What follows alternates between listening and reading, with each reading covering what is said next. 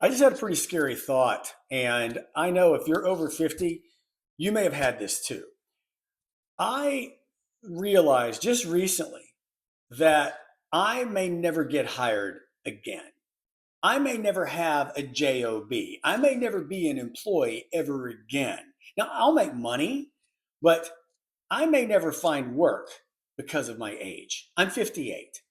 And you can other people who talk about ageism. Oh, well, we shouldn't do it. You're right, but you know what? It's real and it sucks and it hits every single one of us. And for a lot of us who are in our 50s, who look, my ability to not be employed again has nothing to do with skills, abilities, talents, or anything. And no, again, I know some people out there are going to say, well, I'm a doctor, I'm in tech, I'm in the trades, or I'm a teacher. Yeah, there are certain things where you're always going to find work.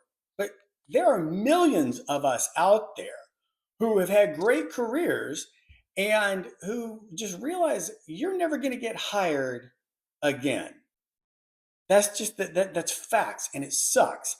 Just what you're dealing with. And it's just the realities of it, of how you're viewed, how you're treated, how you're discounted. And so my question is, what the hell are we going to do? What are you supposed to do now? Okay. Now, again, I'll find a way to make money, but I'm not going to, it's pretty unlikely I will be hired again. And that's the case for a lot of people. And it's not necessarily your resume or what you say or how you interview.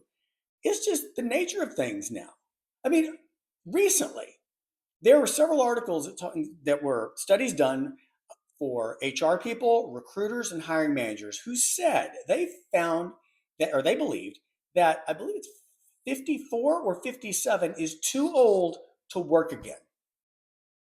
Too old. You shouldn't be working. So what the hell are you going to do? Right? Sorry, I'm not going to be kicking it right now. Is it like Logan's Run? If you're a certain age, you remember that show, right? Or that movie, right? Where they, once you hit 30, sorry, go out in the wilderness and die. Can't do that. Not going to do that. And yet, the value that we have in the workforce in corporate America, large or small, has been completely devalued and diminished right now. And again, there's so many of the Pollyanna. Oh well, you bet. Look. This is reality. You look at the comments on many of the things that I do, and it goes crazy. Now, I've been a headhunter for a long time, so I know what goes on behind the scenes, and it's not pretty. These conversations. It's become more nuanced, more sophisticated, more. I'm from the South, so it's kind of like when they say "bless your heart," you know exactly what that means. That's kind of it. It's the hidden ageism. It's the couched ageism. It's the you're overqualified. Well, we were looking for someone with a little more runway. Wow, are you sure you're going to want to do that? Oh, it says you're too expensive. They think you're too old. You're going to be a pain in the ass. You know too much. Well, they just don't want to deal with it, or they view you a certain way. And that is mind blowing. The funny thing is, you've got almost a third of the workforce right now is Gen Z, which people are losing their minds over the ridiculousness of managing Gen Zs and how the lack of work ethic, what they call the ghost stare, the lack of soft skills, any of this stuff. With Gen X, you had the spending power, so marketers are at least starting to get to it. But the point is, what the hell are you going to do? And so many of the people in midlife now talking about the midlife things are, well, it's great. It's a time for reinvention and resurgence and finding yourself. That's awesome. But if you still need to work because you didn't plan properly, and you aren't sitting on seven figures and you have to work, what the hell are you going to do?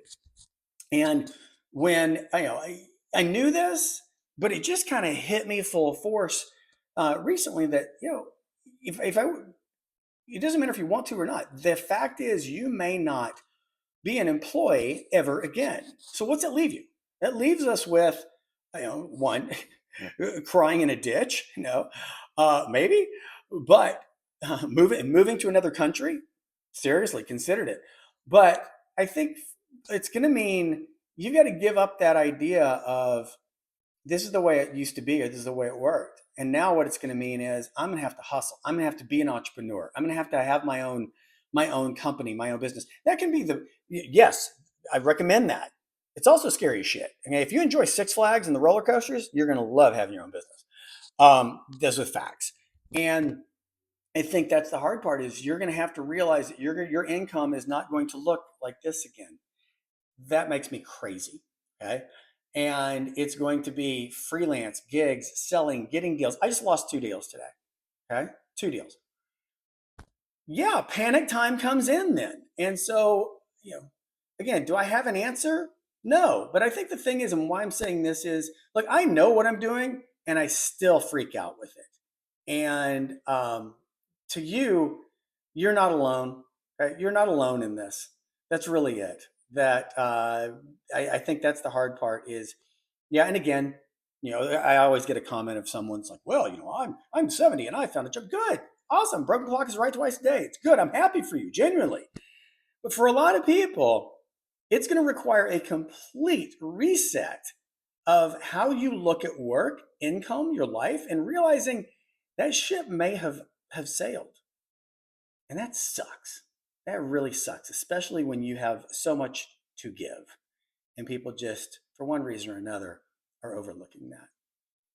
Anyway, you're not alone. Let me know what you think in the comments. And hey, make sure you follow and subscribe here. We talk about advanced adulting, all the stuff that many of us experience like this, whether it's in your career or life that you weren't prepared for. That's advanced adulting. That's not the simple stuff. This is next level. And that's what we talk about here on this channel.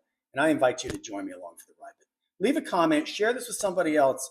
Check out this. Check out the video I did from my perspective and my experience as a headhunter and recruiter about hidden ageism.